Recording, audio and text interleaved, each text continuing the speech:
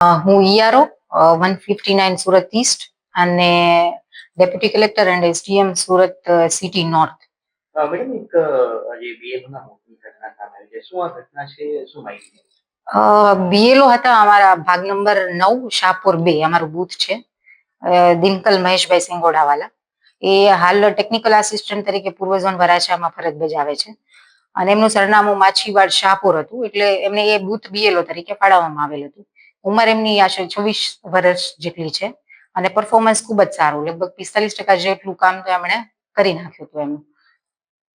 Madam આ કઈ રીતે એમનું મોત થયું? પ્રારંભિક અમને જાણવા મળ્યું છે કે એમના બાથરૂમમાં ગેસ ગીઝર ગળતરની કોઈ ઘટના હતી અને વેન્ટિલેશન હતું નહીં, તો એના કારણે બેભાન થઈ ગયા હતા. અને પછી થોડો ટાઈમ રહીને બાથરૂમમાંથી નીકાળીને એમને હોસ્પિટલાઇઝ જ્યારે કર્યા ત્યારે ત્યાં મૃત જાહેર કર્યા અને ખૂબ જ દુઃખદ ઘટના છે.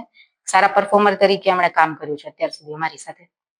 મેડમ હાલ તંત્ર દ્વારા કઈ રીતની કામગીરી કરી?